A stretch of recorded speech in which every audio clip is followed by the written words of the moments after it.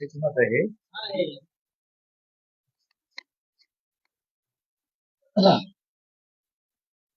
नमस्कार.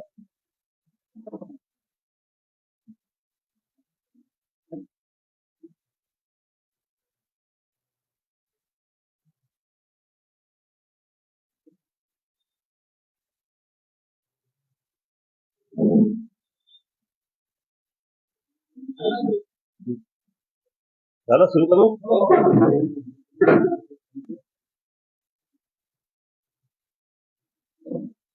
या राज्यामध्ये मराठा समाजाने कधी नव्हे ते एक मोठं आंदोलन जे आहे, प्रचंड मोठं आंदोलन जे आहे या महाराष्ट्रामध्ये मराठा समाजाला ओबीसीतून दाखले देऊन, कुणबी समाजाचे सरकारकडे दाखले देऊन ओबीसी मध्ये त्यांचा समावेश करावा या मागणीसाठी प्रचंड मोठं आंदोलन या ठिकाणी उभा केलेलं आहे. मोठमोठ्या लाखांच्या सभा सुद्धा या ठिकाणी होत आहे आणि महाराष्ट्र सरकारवरती त्यांनी प्रचंड मोठं दडपण जे आहे ते या ठिकाणी निर्माण केलेलं आहे. आणि एकीकडे महाराष्ट्र सरकारने आम्हाला शब्द दिलेला आहे, सगळ्या पक्षाच्या नेत्यांनी शब्द दिलेला आहे की कुठल्याही परिस्थितीत ओबीसीच्या आरक्षणाला आम्ही धक्का लावणार नाही, अशा प्रकारचा शब्द आम्हाला शिंदे सरकार, त्यामध्ये फडणवीस साहेब असतील, अजितदादा असतील, सगळ्या पक्षांचे नेत्यांनी आम्हाला आश्वासित केलेला आहे. पण तरी सुद्धा दुसरीकडे मराठा समाजाचे नेते आता आम्हाला 54 लाख नोंदी त्या ठिकाणी सापडलेल्या आहेत आणि रक्त नात्याच्या नियमाप्रमाणे त्यालाही त्याचा लाभ मिळण्याप्रमाणे जवळपास 2 कोटी समाजाला जवळपास या सवलती मिळतील अशा प्रकारच्या वल्गना ज्या आहेत ते मराठा समाजाचे नेते जाहीरपणे माध्यमाच्या माध्यमातून करत आहेत. आणि त्याच्यामुळे हा 2 ते 2.5 कोटी असलेला समाज जो आहे तो जर या ओबीसी मध्ये आला तर ओबीसीच्या आरक्षणाचे 3 तेरा झाल्याशिवाय राहणार नाही. ह्या गरीब समाज जो आहे त्याचं जे हक्काचं आरक्षण जे आहे ते हिसकावून घेतल्याशिवाय हा समाज राहणार नाही, अशा प्रकारची भावना जी आहे ती समस्त महाराष्ट्रातील ओबीसी समाजामध्ये झालेली आहे. नुकतंच आता दरांगेंनी महाराष्ट्र शासनाला आव्हान दिलेलं आहे की कुठल्या पैसे आम्ही 3 कोटी मराठा समाज जो आहे तो 20 तारखेला मुंबईमध्ये या ठिकाणी आमरण उपोषण करून 3 कोटी समाज या ठिकाणी येणार आहे.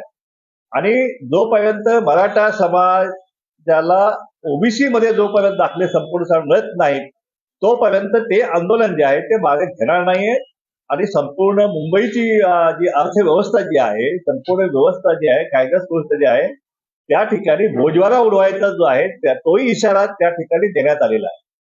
आणि अशा प्रकारे इतकं मोठं दडपण जे आहे ते या सरकारवरती त्याने निर्माण केलेलं आहे. आणि त्यामुळं यापूर्वी सुद्धा सरकारने रात्री बेरात्री GR काढून शिंदे समिती नेमून अशा प्रकारे त्यांच्या दडपणाला बळी पडलेले आम्ही या ठिकाणी झालेलं आहे, पाहिलेलं आहे आणि घडलेलं सुद्धा आहे. आणि अशी त्याचीच पुनरावृत्ती पुन्हा सुद्धा होण्याची शक्यता आहे. आणि म्हणून ओबीसी समाज हे सगळं फक्त स्वस्थ बसून शांतपणे पाहत बसणार नाहीये, कारण ओबीसी समाज सुद्धा आता जागा झालेला आहे, त्याला त्यांच्या हक्काची हे झालेली आहे. हे गरीब समाजाचं आरक्षण आहे. मराठा समाज प्रस्थापित आहे, धनदांडगे त्या सत्ताधीश आहेत, सगळ्या त्यांच्याकडे यंत्रणा उपलब्ध आहेत. मग अशा परिस्थितीमध्ये सरकार जर त्यांच्या दबावाला जर झुकलं तर मग ओबीसी समाजामध्ये काय पर्याय आहे. आणि म्हणून या ठिकाणी महाराष्ट्रामध्ये ओबीसी समाजाने आता असाच निर्णय केलेला आहे की जर मराठा समाजाचं पुन्हा एक मोठं आंदोलन 20 तारखेला या महाराष्ट्रात चालू होणार असेल तर त्याच दिवशी त्याच वेळी या संबंध महाराष्ट्रातला समस्त ओबीसी समाज जो आहे तो सुद्धा या ठिकाणी आंदोलन केल्याशिवाय राहणार नाही. प्रत्येक जिल्ह्यामध्ये लाखांच्या संख्येने जे आहे त्या ठिकाणी ओबीसी समाज जो आहे तो सुद्धा उपोषण, सत्याग्रह, जे काय आंदोलन जे काय आयुध दिलेले आहेत आम्हाला घटनेमध्ये ते सगळ्यांचा वापर करून शांततेच्या मार्गानं ओबीसीचं सुद्धा आंदोलन जे आहे ते 20 तारखेपासून या महाराष्ट्रामध्ये चालू झालेलं या सरकारला पाहायला मिळेल. हे आमचं आंदोलन जे आहे हे आमचं आंदोलन सरकारच्या विरोधात आहे. हे आंदोलन आमचं कुठल्या समाजाच्या विरोधात नाही आहे. आमचं म्हणणं एवढंच आहे की हा आमचा तेलीमाळी साडेकोटी गरीब, हा गरीब धनगर होणार, हा गावकुसा बाहेरचा हा गरीब समाज आहे, यांच्या वंजारी समाज आहे, ऊसतोड कामगार आहे, यांच्या आरक्षणाला कुठल्याही प्रकारे बाधा येता कामा नये, त्यांचं हिसकावून घेऊ नये, हीच आमची काही भूमिका आहे. वास्तविकता मराठा आरक्षणाला कधीच आम्ही विरोध केलेला नाही, कुठल्याच समाजाने विरोध केलेला नाहीये. जे काय 50% वरचं ओपन कॅटेगरीतलं जे आहे, जे देवेंद्र फडणवीस सरकारने जे देऊ केलं होतं, जे राणे कमिटीनं देऊ केलं होतं, ते त्यांना द्यायसाठी आमचं आधी मना नाहीये. त्याचप्रमाणे आज मराठा समाजाला घटनात्मक आरक्षण मिळतंय का, तर त्याला मिळत आहेत आता. तर कुठलं मिळत आहे त्यांना, तर ईडब्ल्यूएस आरक्षण त्यांना आज मिळत आहे. त्या ठिकाणी 10% 8.5% आरक्षण जे आहे ते एकट्या मराठा समाजाने घेतलेलं आहे. हे रेकॉर्ड जे आहे मंत्र्यांनीच जाहीर केलेलं आहे. आणि त्यामुळे ईडब्ल्यूएस आरक्षण जे आहे ते जर कमी पडत असेल तर ते वाढवून घेण्यासाठी जे काय प्रक्रिया असेल ती मराठा समाजानं करायला आमचं काही म्हणणं नाही. सरकारनं ती प्रक्रिया पूर्ण करावी. त्या ठिकाणी केंद्रात तुमचं राज्य आहे आणि घटना दुरुस्ती करून झालेलं घटनात्मक आरक्षण ते आहे आणि अशा प्रकारे ते आरक्षण मिळत आहे. आता सरकार म्हणत आहे की जे आता प्युरिटी पिटिशन जे आहे, प्युरिटी पिटिशनच्या माध्यमातून तेही आरक्षण जे आहे मिळवण्याचा प्रयत्न सरकार करत आहे. म्हणजे जे काही सुप्रीम कोर्टात जे आरक्षण गेलेलं आहे ते परत मिळवण्याचं जे आहे तो शब्द शिंदे साहेबांनी त्या ठिकाणी शिवरायांची शपथ घेऊन त्या ठिकाणी मराठा समाज दिलेला आहे.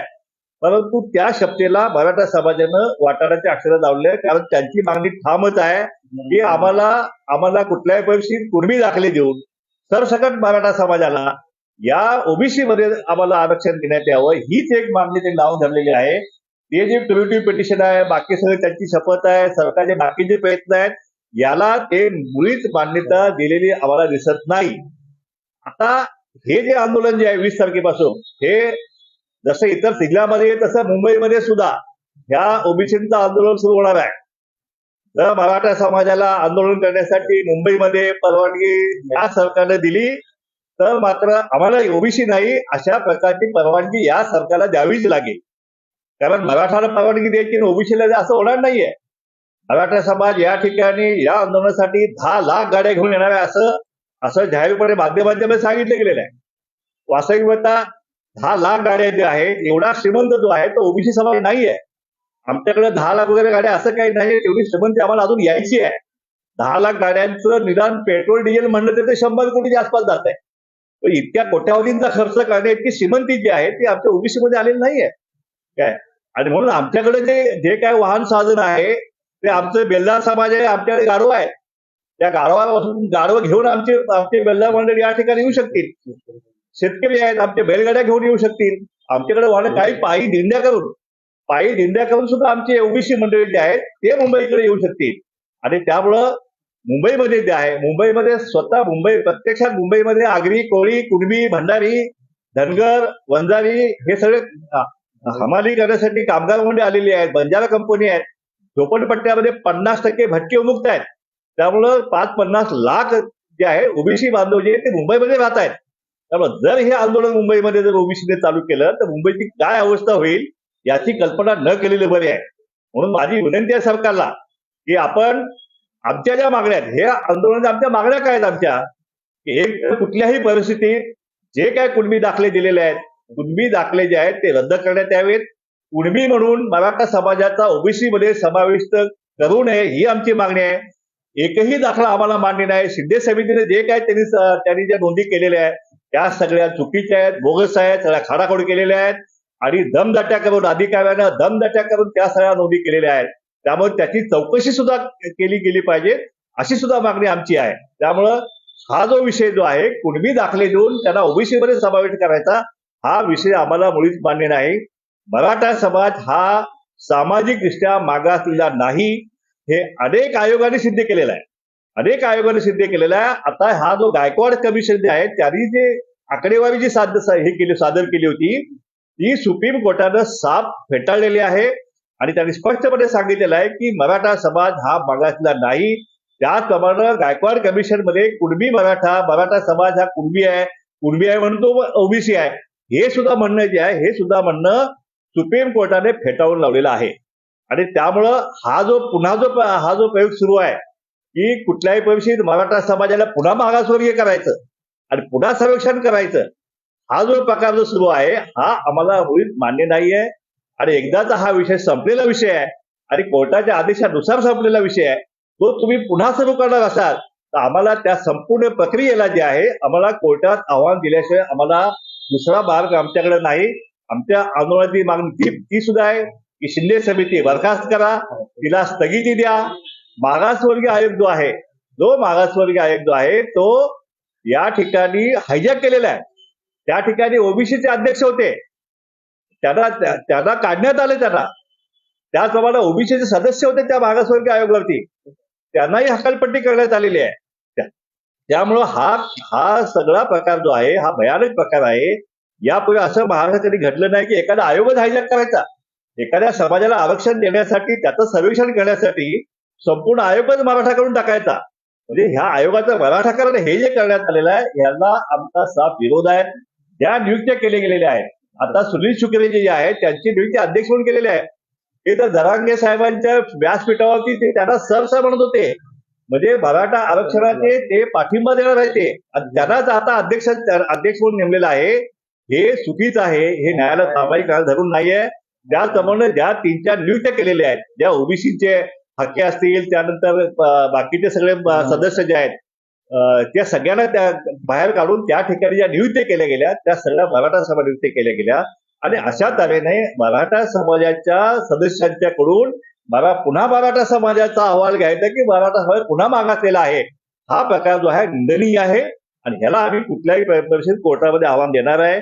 आयोगाची मुदत 6 महिने संपायला असताना नवीन नियुक्त्या करायच्या नाही असा आयोगाचा कायदा सांगतोय, आणि त्यामुळे ह्या नियुक्त्या सुद्धा बेकायदेशीर आहेत.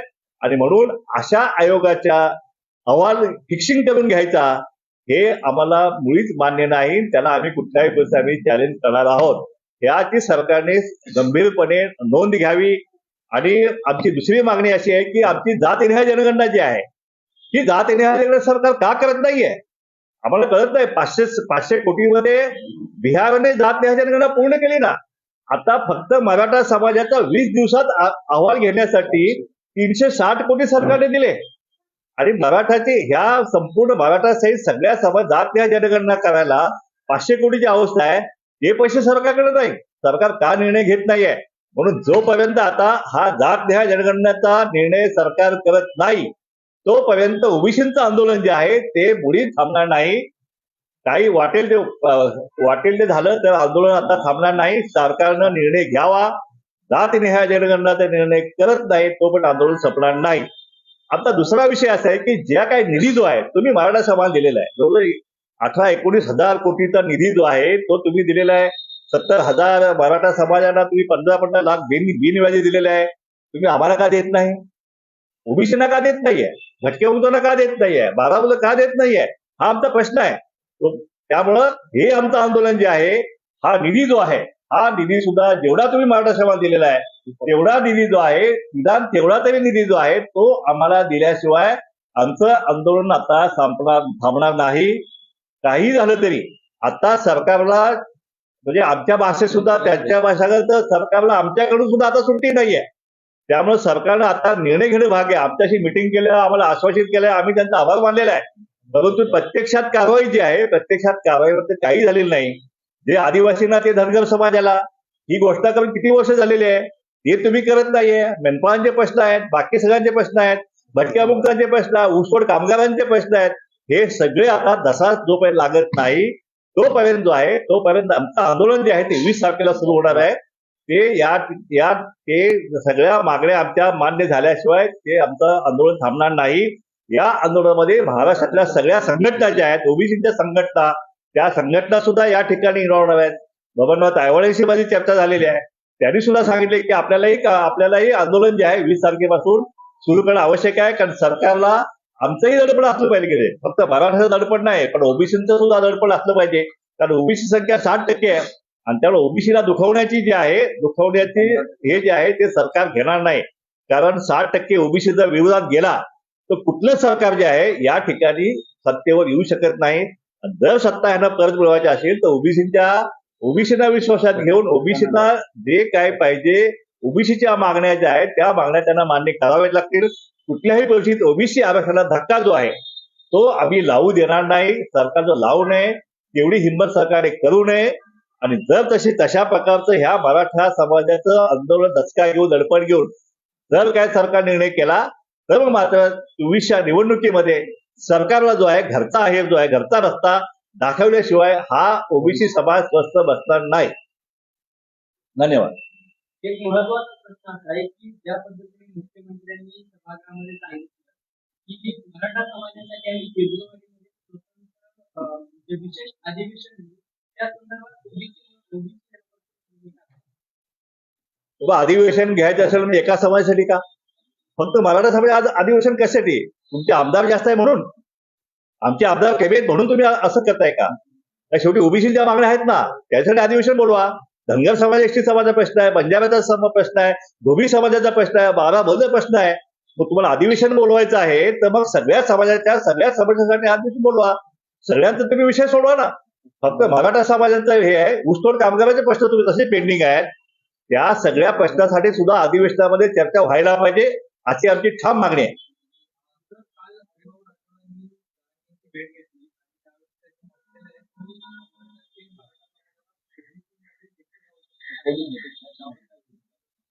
हे पहा असं आहे की या आपल्या ओबीसी समाजातल्या काही नेत्यांना फोडाफोडी हे सगळं सुरू आहे.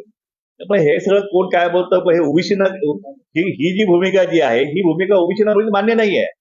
की मराठा समाजाला ओबीसी मध्ये घ्यायचं ही भूमिका ओबीसी समाजाला मुळीच मान्य नाही. पण ती कुणाची बी असू द्या. त्यामुळे ह्या भूमिकेला ओबीसी समर्थन करत नाही. कसं आहे ते भाटिया कमिशनचा जे रिपोर्टचा तो काय ते अहवाल घेता येते. भाटिया कमिशनचं 37% जे पॉप्युलेशन जे दाखवलेलं आहे ते बोगस आहे. ते आपल्याला मुळीच मान्य नाही. अहो 52% 1931 साली ह्याची लोकसंख्या झालेली आहे ओबीसीची. आता ती वाढणार का कमी होणार? ती कमी कशी होणार आहे काय? त्यामुळे त्याला काही आधार नाहीये आणि ते कुणाचं मान्य होणार नाही.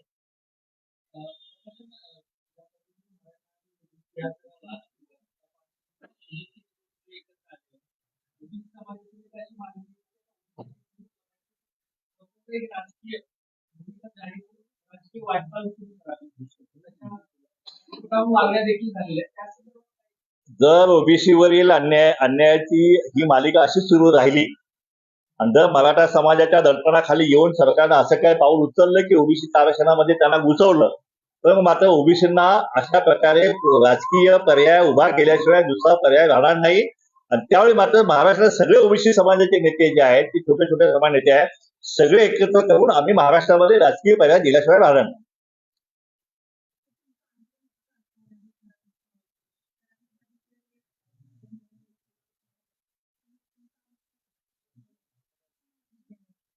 हे पहा असं आहे की 20 तारखेपासून जे आंदोलन सुरू होत आहे राज्यामध्ये ते प्रत्येक जिल्हानिहाय तालुकानिहाय हे आंदोलन जे आहे आमचे हजारो कार्यकर्ते जे आहेत ते त्या ठिकाणी उपोषण जे आहे आंदोलन त्या ठिकाणी ते आंदोलन सुरू करणार आहेत.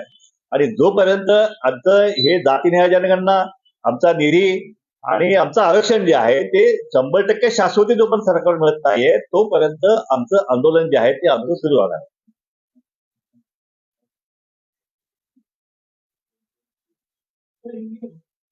जरा हिंदी में जानना चाहेंगे कि समाज के आंदोलन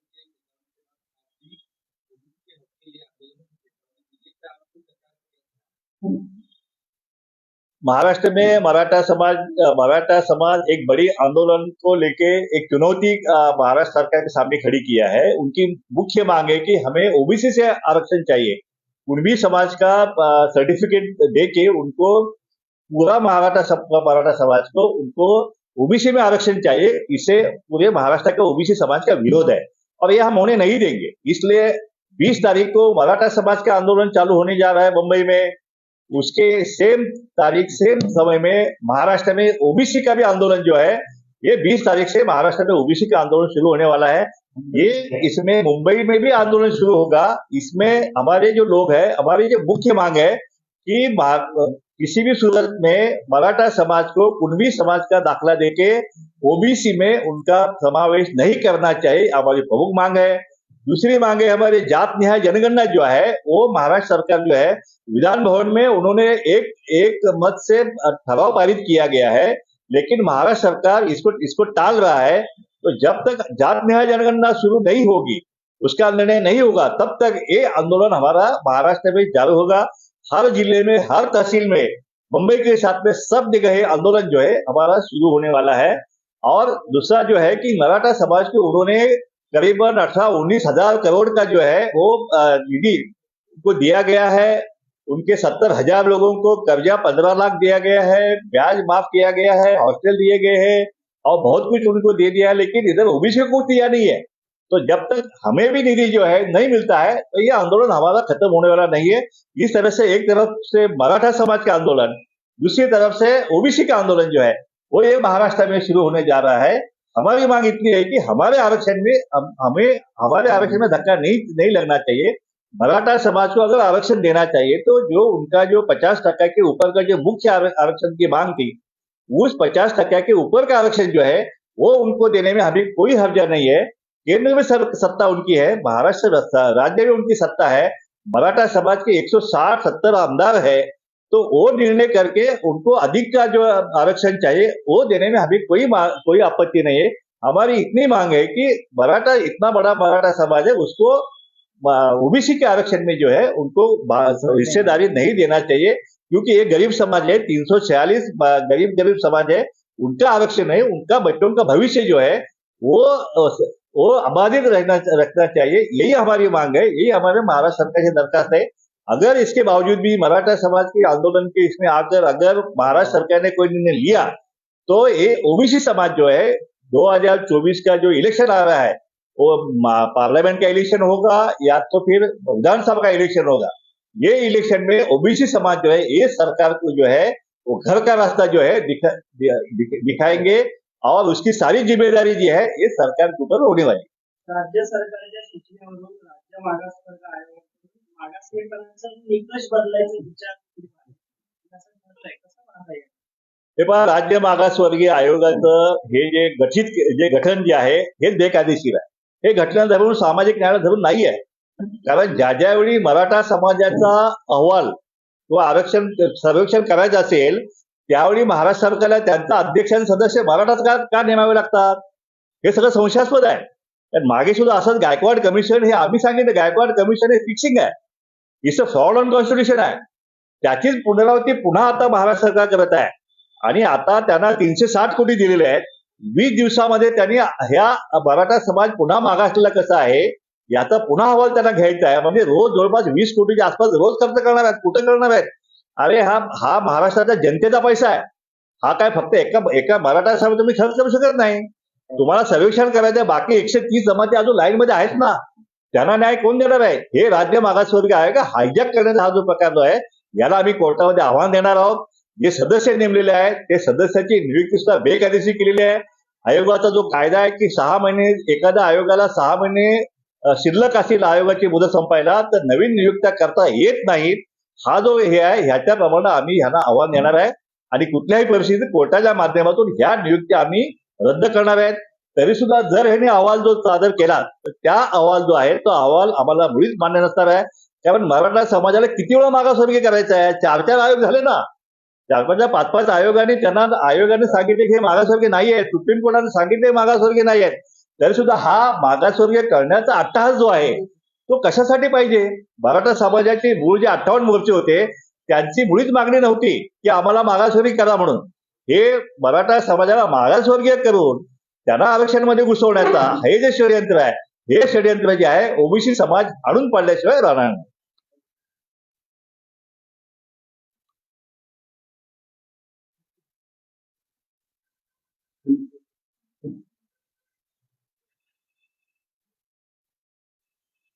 ना